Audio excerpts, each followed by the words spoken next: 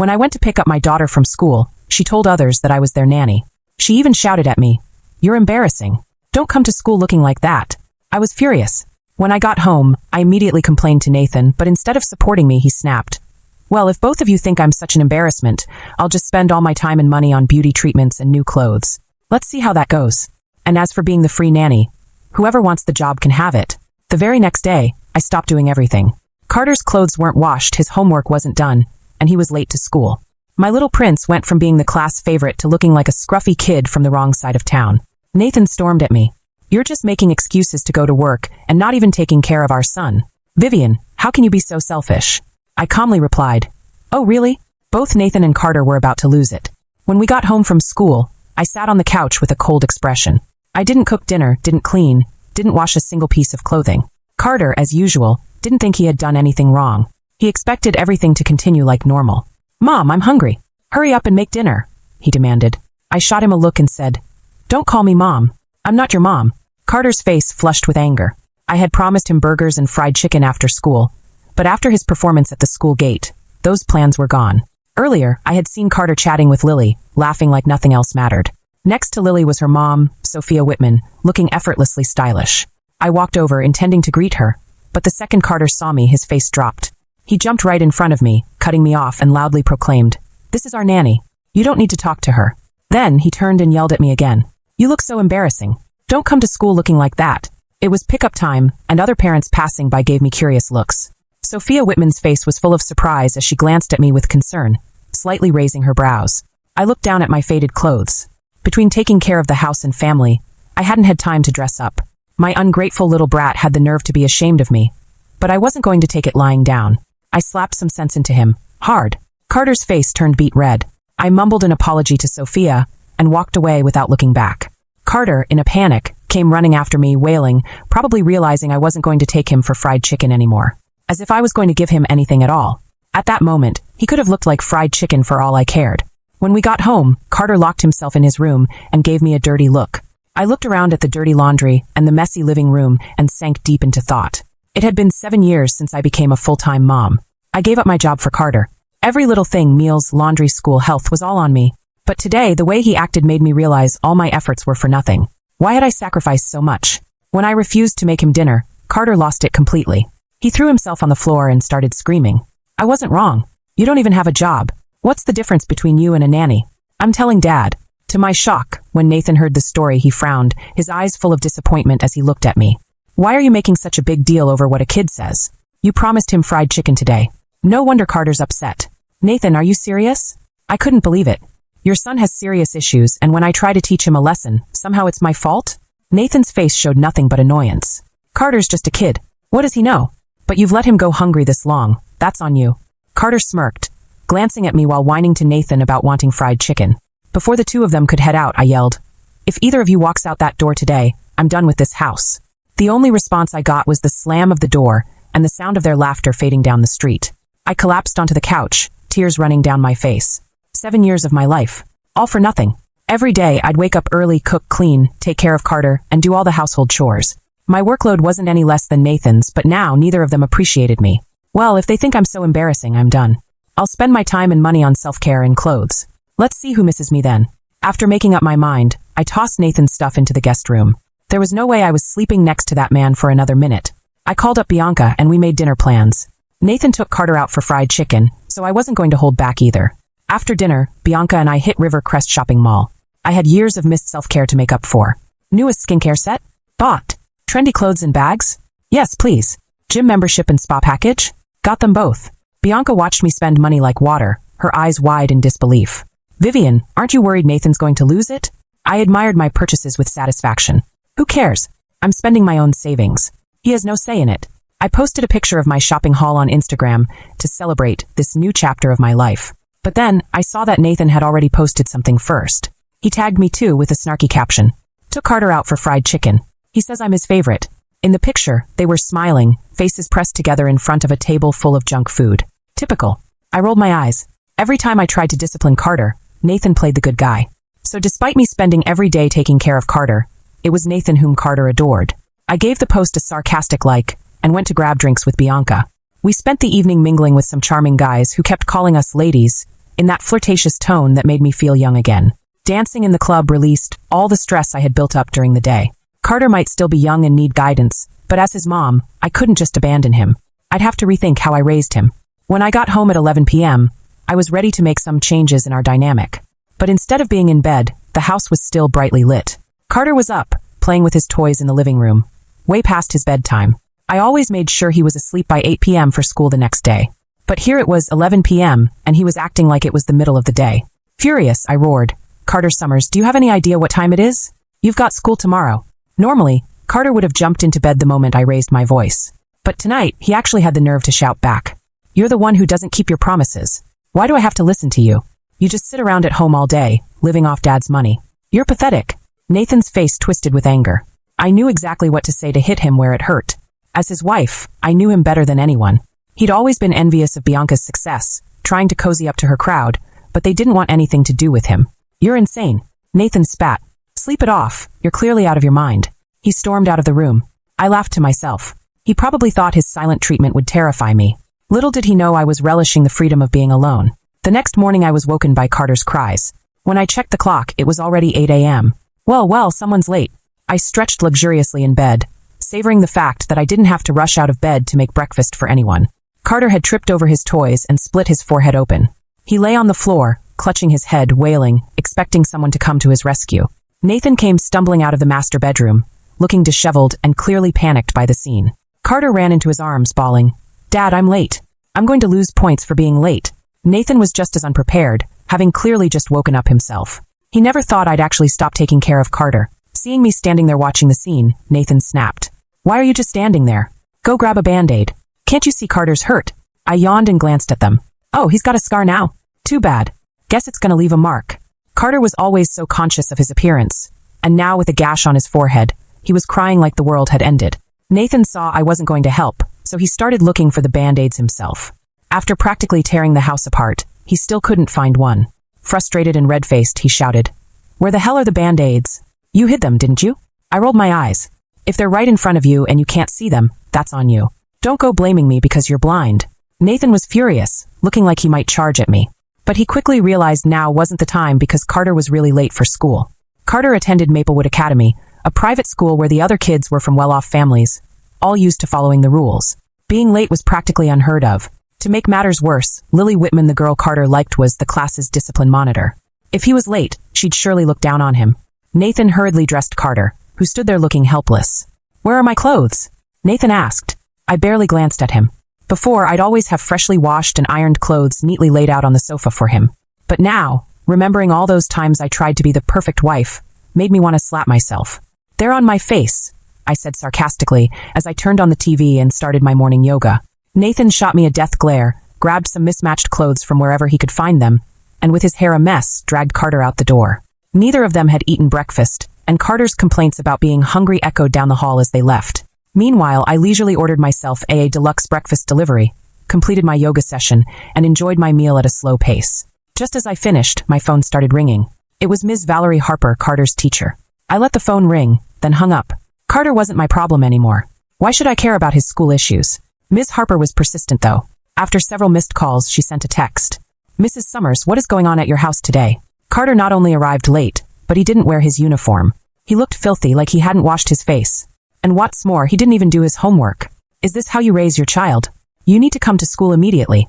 I was tempted to ignore her, but knowing she wouldn't let it go, I replied, "I'm divorced from his dad. Carter isn't my responsibility anymore, so let's just delete each other's contacts. Goodbye and good luck." I immediately blocked Ms. Harper's number. The peace and quiet that followed was bliss. My phone was finally mine again. Before heading out, I went to the bathroom and saw Carter's uniform soaking in the washer, completely ruined. The floor was flooded, and it looked like the machine had given up on life, just like the rest of my household. Nathan sure had a talent for destroying things. By the time I arrived at Bianca's company for my interview, I was right on time. The process went smoothly, and I felt like I was stepping back into my college days. The job was for an assistant in the finance department, a position that would let me learn the ropes and get a feel for the company's inner workings. On my way out of the building, I passed by a woman and caught a whiff of a familiar scent. I turned to see who it was, but my phone rang before I could figure it out. It was a call from my second job. 7 years as a stay-at-home mom hadn't given me many marketable skills, but if there was one thing I could do, it was helping kids with their homework. Rather than waste my energy on an ungrateful brat like Carter, I'd much rather teach kids who actually listen and get paid for it. At this point, every penny I earned was tied directly to my sense of dignity. Because let's be real, if you're not financially independent as a woman, no matter how much you sacrifice, they'll still label you as lazy. I arrived at the client's house and couldn't believe my eyes. My tutoring student was none other than Lily Whitman, Carter's crush. Lily was a sweet, polite girl. She listened carefully and never got frustrated while working through problems. We finished her homework smoothly, and I even helped her memorize a poem. Right as we wrapped up, her mother, Sophia Whitman, walked in. She was thrilled and grabbed my hand, thanking me profusely. "You're Carter's mom, right? You look so young. I've heard wonderful things about how great you are at tutoring. Name your price, whatever you want, it's yours." I smiled and agreed. Sophia was a single mom and a powerhouse at work. We had an unspoken understanding not to bring up the awkward scene from yesterday at school.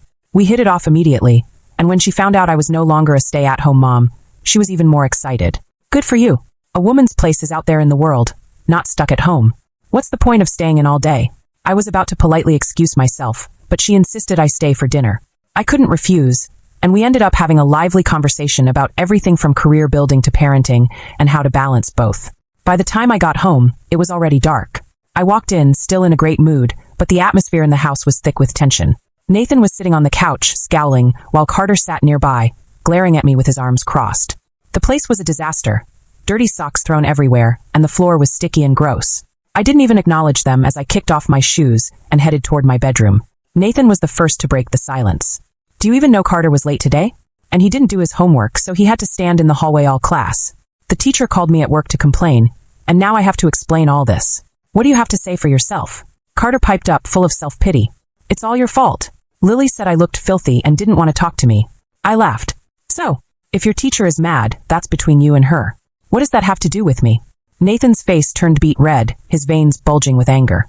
But he still tried to hold back his fury. "Vivian, how long are you going to keep this up? You really think we can't manage without you? You're not as irreplaceable as you seem to think." By now, I could tell that no matter how bad things got, they thought I was just throwing a tantrum. Little did they know I'd already checked out. Carter, emboldened by Nathan's support, got even more cocky. "You're just a bad woman. You can't beat me. You live off my dad's money, so you have to do whatever we say." And Nathan, being the fool he was, didn't even see anything wrong with what his son had just said. I was done. "Well, I found a job. I start next week. Whatever happens from now on, don't come to me for help." Nathan's eyes widened in disbelief. "You're going to work and leave your own son to fend for himself? Vivian, how can you be so selfish?" I simply responded, 6. "What? What's that supposed to mean?" he stammered, caught off guard. Mimicking his dismissive tone, I said, "If that's how you want to see it, there's nothing I can do about it." Nathan was stunned into silence. I continued, "You've been raising hell and driving away all the good things in your life. If you're tired of this marriage, just file for a divorce." With that, I walked into my bedroom, not giving a second thought to the shock on their faces. I thought the divorce was inevitable at this point. But then, to my surprise, Nathan brought his mother, Margaret Summers, into the mix. Margaret had spent her entire life being pampered by her late husband. After he passed, she quickly found another man to take care of her, never lifting a finger to care for herself. She certainly wasn't the type to help out around the house. Right around lunchtime, she knocked on my door. "Vivian, what are we eating for lunch?" She looked at me eagerly, clearly expecting me to cook for her.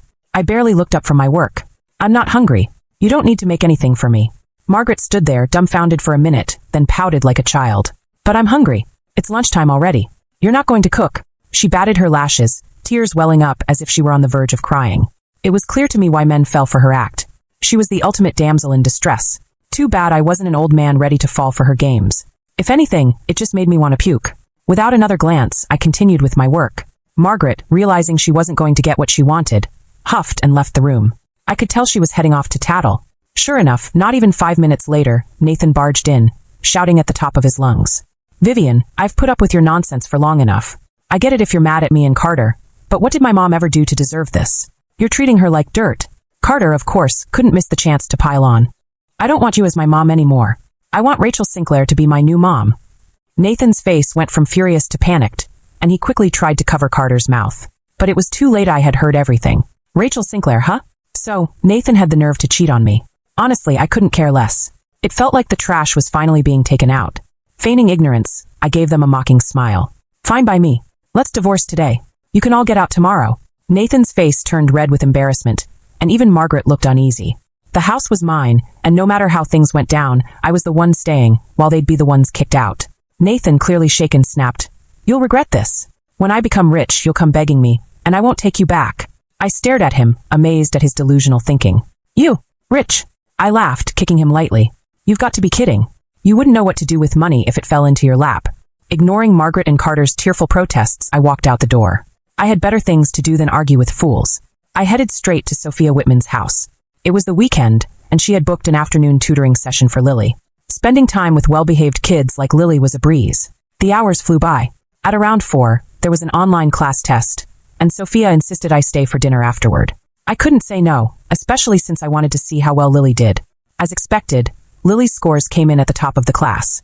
Meanwhile, Carter, with no one to help him, had slipped to the bottom.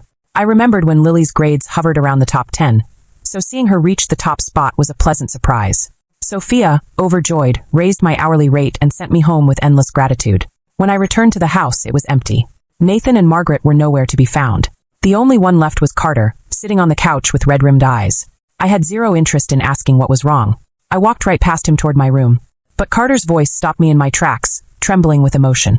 "Mom, you don't love me anymore, do you?" His voice shook, but all I could think was how ridiculous he sounded. Where was all this emotion when he was tearing me down? Now suddenly he cared about being loved? But I decided to play along, just to see where this was going. "What's the problem?" At the sound of my response, Carter broke down, crying genuine tears. For a moment, I felt a twinge of guilt in my heart. After all, I had raised him for 7 years. "Lily said you're her tutor. You love her now, don't you?" "You don't love me anymore." I didn't hesitate. "Well, Lily's well-behaved. Who wouldn't love a child like that?" Hearing my honest admission, Carter's face twisted in anger. "No. Even if you divorced Dad, you can only love me. How dare you love anyone else?" His voice was hysterical, and his expression was filled with rage. At that moment, whatever maternal instinct I had left vanished. Selfish people never look at their own faults. They only try to control others. I scoffed. "The more you act like this, the less I'll like you. Cry all you want." Carter's sobs grew louder, and in his fury, he grabbed a pillow and threw it at me. I tossed it right back, knocking him down. Did he think just because I was his mom, I wouldn't hit back? Carter leaped at me in a fit of rage. That's when Nathan and Margaret walked in, only to find me pinning Carter down on the couch, giving him the spanking of his life. Margaret shrieked but was too scared to step in. Nathan, on the other hand, looked like he wanted to scold me but froze when I shot him a cold glare. I glanced at the bags. They were carrying new clothes, of course. 3 people who couldn't figure out how to use a washing machine would obviously need to buy replacements. My gaze lingered on a bag that had women's lingerie in it. Carter, seeing his dad as a savior, ran toward Nathan, sobbing. "Mom's tutoring Lily, and now she doesn't care about me anymore." Nathan's face was grim, clearly having heard from Ms. Harper again. "Vivian, how could you ignore your own son to tutor someone else's kid? What kind of mother are you?" I raised an eyebrow, amused by Nathan's audacity. "He's the one who said he didn't want my help. Did you already forget?" Carter froze, then began crying again, realizing his mistake. Nathan didn't dare say anything else. I glanced at the lingerie bag again, and Nathan quickly tried to hide it behind his back, guilt written all over his face. Though I hadn't figured out who Nathan's mistress was, bringing home lingerie was all the proof I needed that the day of reckoning wasn't far off. "You can't just dash. Can I?" I cut him off. "You've lived like this for 7 years. If you can, why can't I?" Nathan had no response. I smiled. Life must be so easy for men like Nathan. He worked a basic job, brought home a paycheck, and didn't have to worry about anything else. Meanwhile, I was juggling all the responsibilities of the household. Feeling smug, I hummed a little tune and walked back to my room, ignoring Margaret's accusatory glares. Nathan's workload was about to increase tenfold, and Margaret? She'd soon find out what it's like to actually take care of Carter. The luxury life she's been living? That's about to take a hard turn. The next day, I started my new job at Bianca's company. She assigned me to report to the head of finance, Rachel Sinclair. Oh, the irony. It didn't take long for me to recognize that familiar scent from before. I'd smelled it on Nathan, too. Rachel, as it turned out, was Nathan's mistress. It all clicked.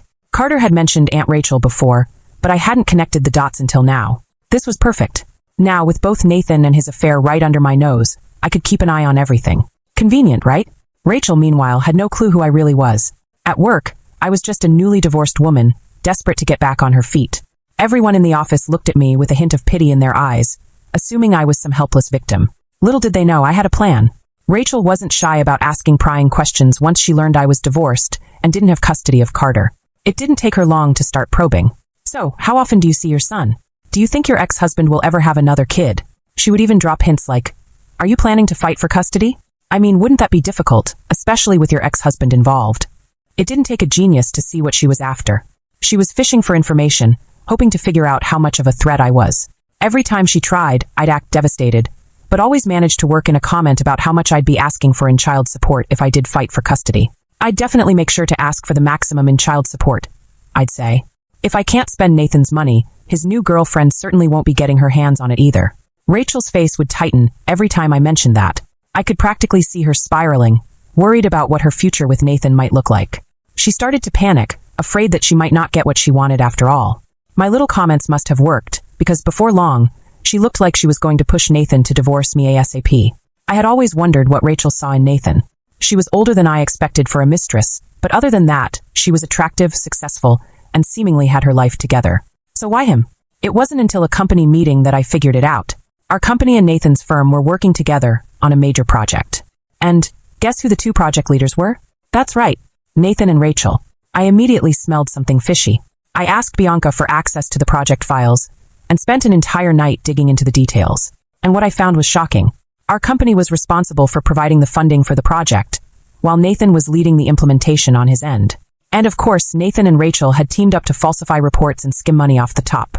Despite how carefully they tried to cover their tracks, I found discrepancies hidden in the most obscure parts of the documentation. After crunching the numbers, I realized that if this project went through as planned, they would pocket over $1 million. No wonder Nathan had been so confident when he said he was going to become rich. Now I understood exactly what he meant. I immediately shared the information with Bianca. Her first instinct was to call the police and shut down the project. But I had a better idea. I think this is the perfect opportunity to settle my divorce, I told her. And if we get rid of those two crooks, the project could still be highly profitable. I began gathering evidence of Rachel and Nathan's little scheme. Rachel would often sneak off to the stairwell to call Nathan, and her voice was always dripping with flirtation. She couldn't help but mention their plans for after they cashed out. I recorded every conversation. Not only did I have proof of the financial scam, but now I had solid evidence of Nathan's infidelity too. After consulting with my lawyer, I realized I had the upper hand in the divorce. Not only could I kick Nathan and his entire family out of my house, but I could demand compensation for all the years I'd spent managing the household and caring for Carter. Feeling pretty good, I decided to give Rachel a little nudge. You know, I said casually one day, when I got divorced, I managed to reclaim every penny my ex-husband spent on his mistress. I even got half of his savings. So really, I didn't come out too badly. Rachel's face turned pale. She looked like she was going to lose it. Sure enough, that night, Nathan rushed to me with divorce papers in hand. Margaret, always playing the role of the concerned mother-in-law, sat beside him. If you're getting divorced, she said haughtily, then we need to split things fairly. This house was your marital home, so half of it belongs to Nathan. And let's not forget, my son has been supporting you all these years. You owe him for every penny. Nathan, puffed up with confidence, added, Vivian, I've spent at least $100,000 on you over the past 7 years. You'll have to pay me back in full. I couldn't help but laugh. I calmly handed over the legal documents. Sure, let the court decide. As Nathan and Margaret read through the lawyer's documents, their faces fell. It became very clear to them that they were in way over their heads. I hadn't spent a single cent of Nathan's money. Everything he claimed to have spent on me had actually gone toward Carter, his private school tuition, extracurriculars, expensive clothes, and everything else that came with being a privileged kid. And now, Nathan would have to pay me compensation for all the years I had served as both a nanny and housekeeper working 24/7 with no pay. As for the house, I had no intention of asking for rent, but if they thought they could take half of it from me, they were delusional. Watching the two of them squirm was deeply satisfying. If you want to prepare anything else, feel free, I told them. You can hire a lawyer if you'd like, but this case is pretty straightforward. I've got all the receipts. Nathan's face turned a deep shade of red. He had thought he was fully prepared for the divorce, but he hadn't counted on me being so thorough. And with Rachel breathing down his neck, he was feeling the pressure. If he didn't settle this divorce quickly, he risked losing that $1 million payout. With no other options left, Nathan reluctantly agreed to my terms. After all, compared to what he stood to gain, $100,000 seemed like nothing. The next day, we finalized the divorce. Luckily, there was no waiting period in our state, so we didn't have to drag it out for another month. Nathan managed to scrape together the money he owed me, though I had no idea where he got it from, and paid me off. At work, Rachel was a mess. One minute she was smiling like an idiot, the next she looked like she was about to cry. It didn't take long to figure out why. She had been the one to foot the bill for Nathan's divorce. It was almost admirable, really. She had been willing to pay for the privilege of becoming Nathan's new wife. The lengths some people would go to. In the office, she started dropping hints about buying a new house and asking for advice from colleagues. When someone joked, "Rachel, are you getting married?" she blushed and didn't deny it. Nathan asked for a couple of days to move out. He took Carter and Margaret with him, which was just fine by me. That evening, when I got home, I wasn't surprised to find Rachel waiting for me. She had spent all that money to win Nathan, of course. She'd want to rub it in. But when she saw me walk through the door, her eyes nearly popped out of her head. "Vivian, what are you doing here? You're divorced, aren't you?" I calmly hung my bag by the door. "Yes, we finalized the divorce yesterday." By now, most of Nathan's and Carter's things had been packed up. Carter came running toward me, tears streaming down his face. "Mom, please don't make me leave. I promise I'll be good from now on." Rachel recognized Carter immediately. It hit her then who I was, who Carter was, and her face twisted in fury. "You knew about me and Nathan this whole time? You let me fall into your trap, didn't you?" I smiled, unbothered. "Of course. I've been playing you this whole time."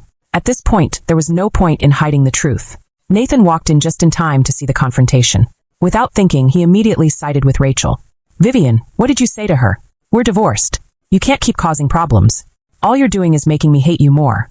Rachel perked up at his words, feeling confident now that Nathan was defending her. She shot me a smug, victorious look. I sighed, gently pushing Carter away from me. "Go to your mommy now, Carter. Isn't this what you wanted?" Carter collapsed into tears, clinging to me as Rachel awkwardly tried to comfort him. But Carter was inconsolable, and he turned his frustration on her just like he had once done to me. Rachel wasn't prepared for that level of chatos. I looked at them with a smirk, then casually walked back to my bedroom, where I had prepared a special gift for Nathan, Rachel, and their entire little scheme. I shot off an email to Jackson Reed, Nathan's company CEO, attaching all the evidence I'd collected of Nathan and Rachel's embezzlement. The next morning, there was a meeting between our two companies to discuss the project. Previously, as a low-level finance assistant, I would have never set foot in that room. But today, things were different. Dressed in a sharp business suit, I entered the conference room, coffee in hand, and took a seat right at the front. Nathan and Rachel were already there, and from the looks on their faces, it was clear things hadn't gone well for them the night before. Neither of them even bothered with the usual pleasantries. When Rachel saw me sitting at the head of the table, her eyes widened in disbelief. "Vivian, what the hell are you doing? That's the CEO's seat.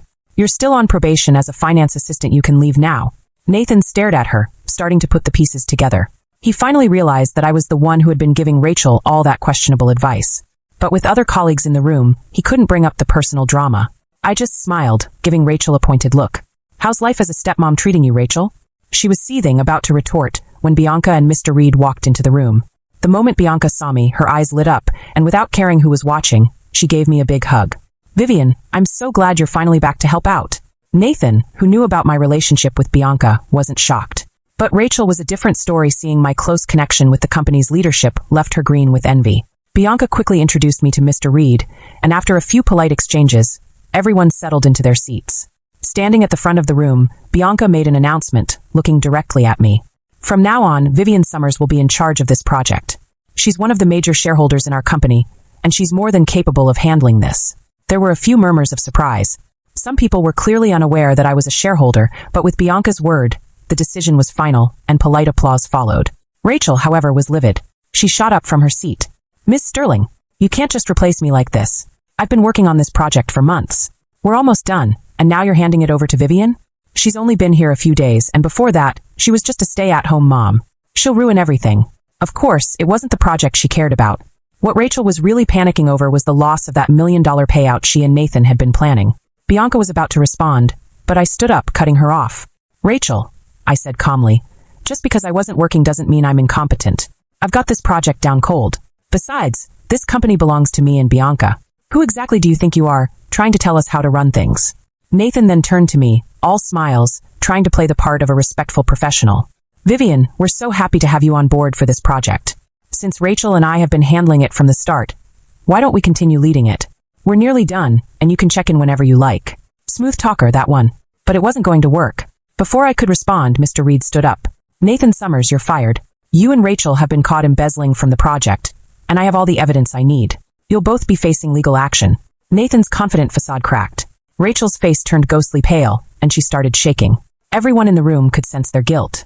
Nathan tried to say something to smooth things over, but before he could, 2 police officers entered the room. "Nathan Summers, Rachel Sinclair, you're both under arrest for embezzlement. You have the right to remain silent." As they were being handcuffed, Rachel snapped. She screamed at me like a wild animal.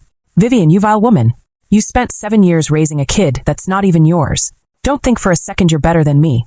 Karma's coming for you." I smiled and waved. "Karma? Maybe. But it looks like yours got here first." After they were escorted out, the rest of us got back to business. Mr. Reed and I spent the rest of the meeting going over the next steps for cleaning up the mess Nathan and Rachel had left behind. As the meeting wrapped up, Mr. Reed shook my hand, clearly grateful. Vivian, thank you for stepping in when you did. Without you, our company could have been sunk by this project. I smiled and shrugged. It's part of the job, Mr. Reed. We're all in this together. After that, I threw myself into my work. I was determined to rebuild the project and ensure everything ran smoothly. But I never forgot my promise to Lily's mom. We had become close friends, often discussing both personal and professional matters. She was even considering partnering with my company for some future ventures, and she made it clear that she trusted me completely. Lily thrived under my tutoring. Her grades soared, and she finished all her elementary school coursework early. Sometimes she'd mention Carter in passing. After the divorce, Rachel pulled Carter out of his private school. Now, with both Nathan and Rachel in jail, Carter had been passed around between relatives. Margaret had disappeared completely. I could only smile at the thought. It wasn't my problem anymore.